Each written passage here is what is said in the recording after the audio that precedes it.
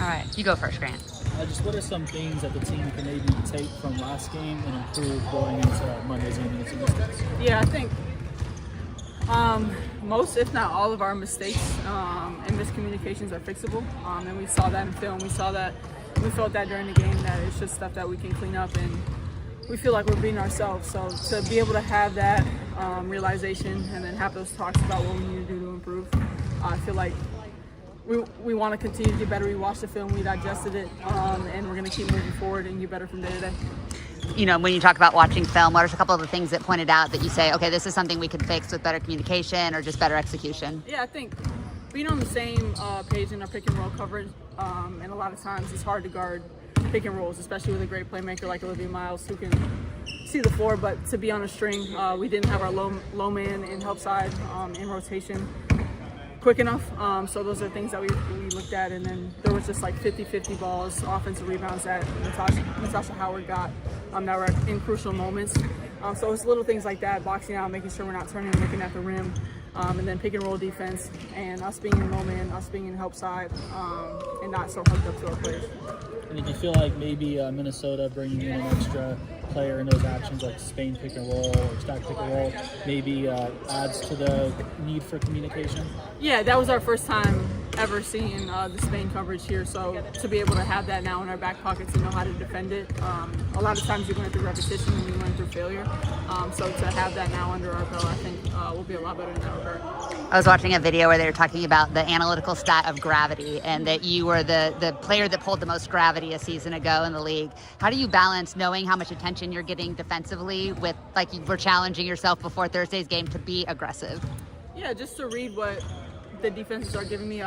Started off the game aggressive, started off the second half aggressive, just seeing a lot of single coverage, and then towards the end of the game they were trapping and blitzing and everything, so to be able to play off of that and just read what the defense is giving me, and be selfless too, being able to get off of it, being able to be a screener.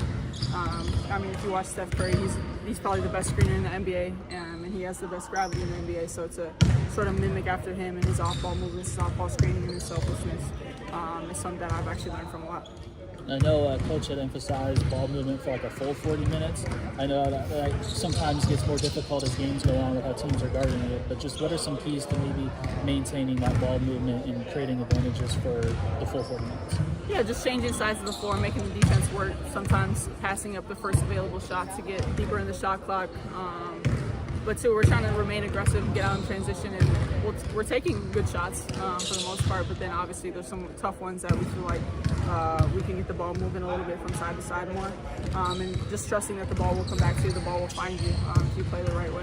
You guys have talked a lot about transition and tempo, and the last couple of games the team's been able to kind of take that away from you guys. How do you keep being aggressive while still wanting to use the shot clock and make extra passes when you do have to play in the half court? Yeah, I mean, all teams really don't want to play in the half court as much as possible. It's much harder to score against a set defense. So to be able to get out, play in the full court, play in high pick and rolls, attack when the defense isn't set and they're in rotation, and just kind of mismatches on the floor. But then too, I think once the fourth quarter comes around, it's a lot harder to score in transition, and make sure our half court executions and our sets are in line, and we have some go-to plays to go to at the end of the game. So yeah, it's just a mix in a battle to find the even balance of both of those. All three of your games so far have involved like really close late game situations. Just what are some things this team is maybe learning about executing in those moments? I think how important getting stops is. And honestly, if both teams aren't scoring, I mean, that's way better than just getting scored on. And it's hard to score in the fourth quarter. It's hard to score in crunch time. Defenses are so locked in to getting stops. So how can we execute better? How can we get to what sets we want to run better, and find those sets that we want to go to late in game? And also while remaining balanced and poised, not losing our composure. But also till we feel like there's things throughout an entire 40-minute game that can help us pull away late in fourth quarters. I know we've been up to start the fourth, so to be more disciplined out of our third quarters and our fourth quarters to help us gain momentum in the lead. Coach talked about what a spirited practice, and he was happy with how you guys responded after a tough loss and him kind of calling the team out. That's something that has been consistent with you in Dallas, is that the locker room has stayed together no matter the results of the game. What do you think has been the differentiator this year in that this group staying tight and staying engaged? Veteran leadership, people who have been through this before, people who have started 0-10, 0-5, like a 1-2 start is not the end of the world. And it's, I mean, everybody's in panic mode, but we're remaining stable and we're remaining constant in who we want to be every single day. And just to not let it waver us, but let it build us to make us better. There's a lot of things we want to get better at and clean up on, but we want to do it with the right intention. So just staying together, having tough conversations, talking about it, talking through it, and watching the film, holding ourselves accountable, looking at ourselves in the mirror, and then just wanting to be better every single day. And then just what are some keys against Washington? I know they've had some strong performances to start the season, had a lot of young talent. Honestly, we were so focused on ourselves today, we haven't really got to the scout yet.